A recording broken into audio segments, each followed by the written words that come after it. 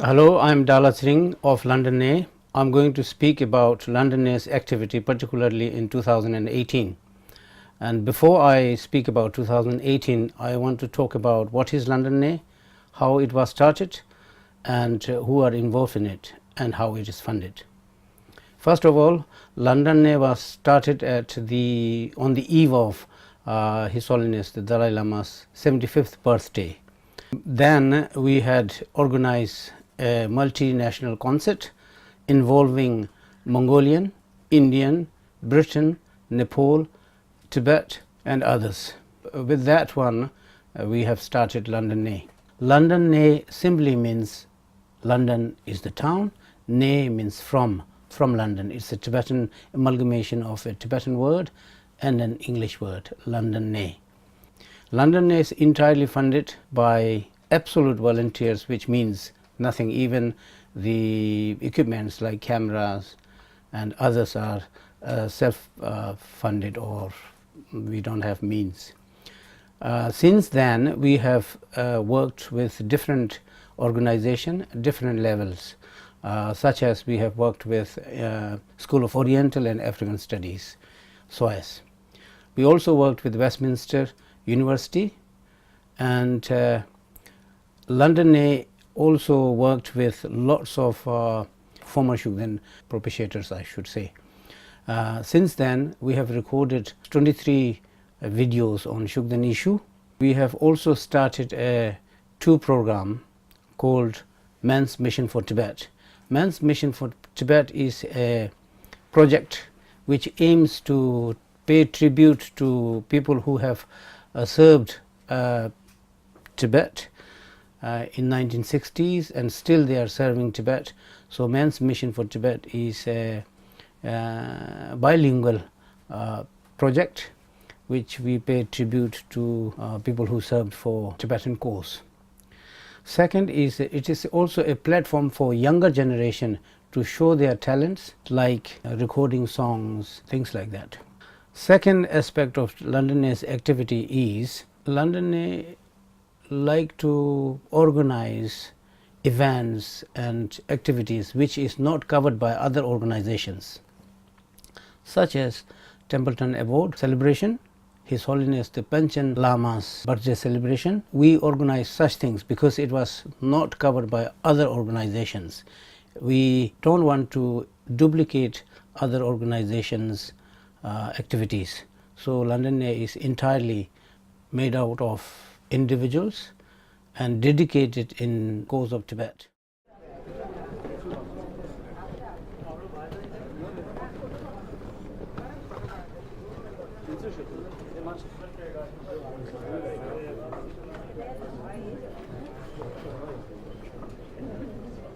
Now I am going to talk particularly about London A's Team Tibet coverage.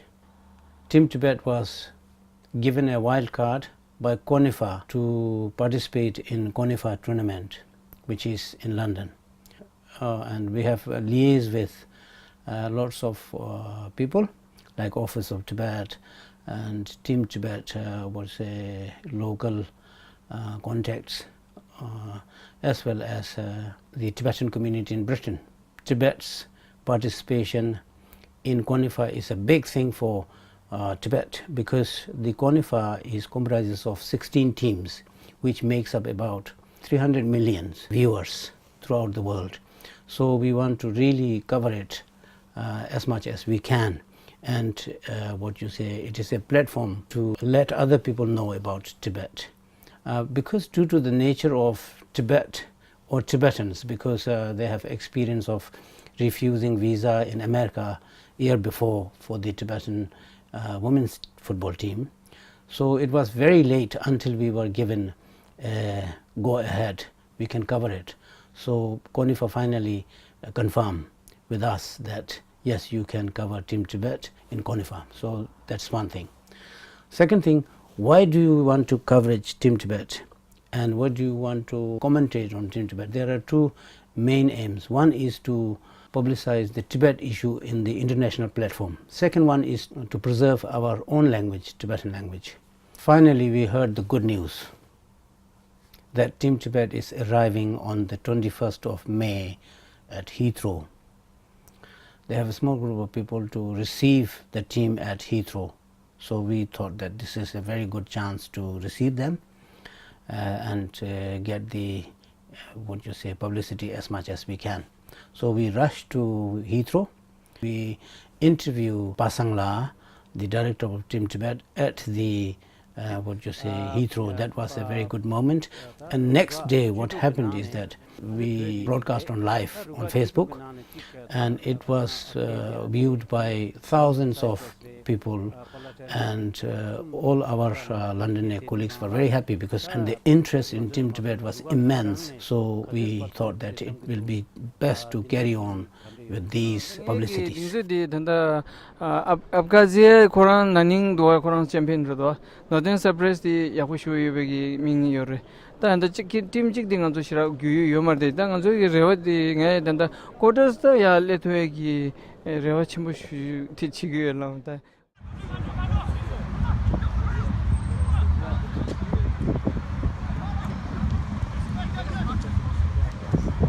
When Team Tibet arrived on 21st of May, and the match itself, CONIFA match, is on 31st of May. There are 10 days, little bit of like respite or acclimatization period for the Team Tibet people. And for that there were couple of friendly matches, like two teams from London Tibetans as well as a academy team from Tottenham Hotspur. They played a very good game. Team Tibet came out as number one. So we were also very inspired their performance at these friendly matches. That friendly match really was very good. Lots of Tibetan came. It was like a social occasion for Tibetan. They bought food, kids with Tibetan flag, lots of things. And they won a cup, and the best player was also announced there. He was from Team Tibet. And it was such a good opportunity for Tibetans in London, particularly young Tibetans in London, to have a role model as a sportsmanship. So that is very fortunate for Tibetans in London. Good photo in Chintu. Well done. Welcome to the pre-tournament press conference of the 2018 Paddy Power World Football Cup. Thanks firstly for all coming out to Colindale. I know it's a bit of a trek from those of you who have offices in central London, and I know some of you have also come from internationally, from Europe and across the world. So thanks kindly for... On the 30th of May, which is a day before the actual kick-off of the CONIFA tournament, there was a press release from CONIFA as well as other participants and sponsors.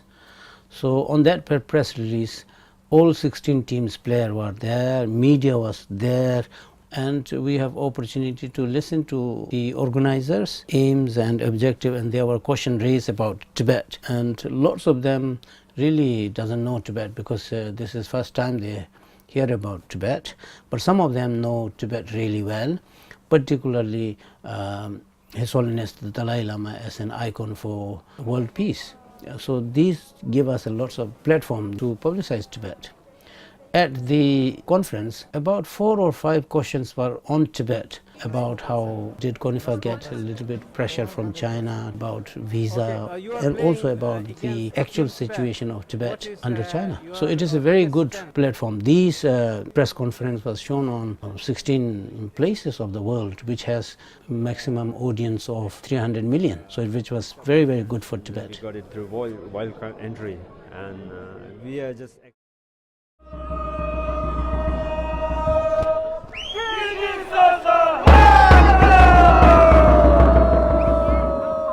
Then comes the 31st, CONIFA tournament started. We liaised with CONIFA because their own broadcaster, which is Mike Kojo, we worked together. It didn't work out because they want to use within their frame to have a Tibetan commentary, but it didn't work because they have their own setup and no commentary at all. If we were to commentary on their thing, all other teams, they have to listen to Tibetan language, so it didn't work. In the end, we are resort to using our own iPhone.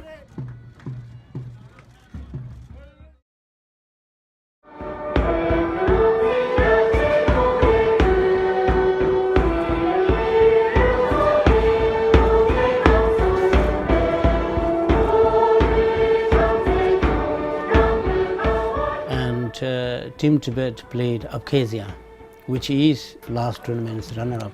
So it was a very tough team.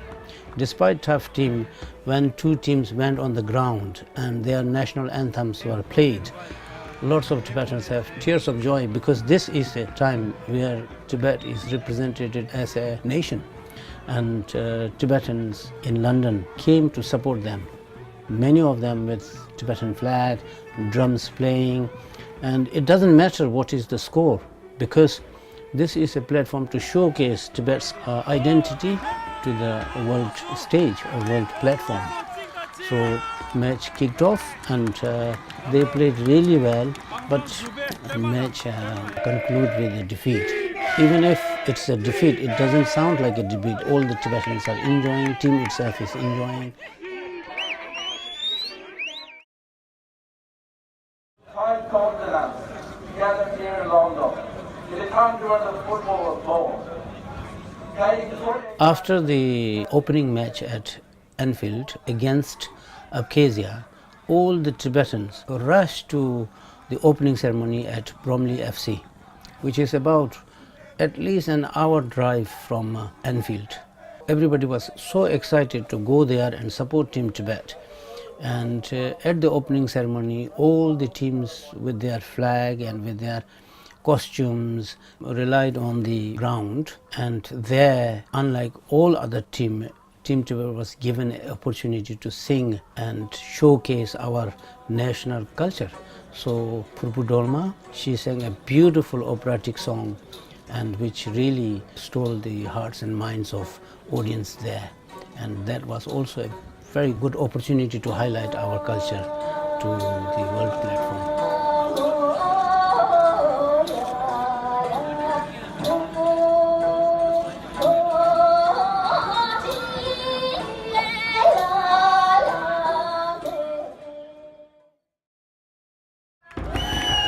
Player 8, Kesang, and player 12, Tenzing Tundu. Shoot up! The last match of Team Tibet was a very good one. We played against Kaparthalia, which was the winner of the After All tournament. We played really well, and the good thing about this one is that although we conceded some goals, we scored a goal, which was the highlight. And then sun was so hot, and two of my London camera crew had to stand on the roof throughout the match. And afterward we have an opportunity to interview the organizer, which is Office of Tibet Representative, and the Tibetan community in Britain's chairperson, as well as the Team Tibet local coordinator Kama Samdup.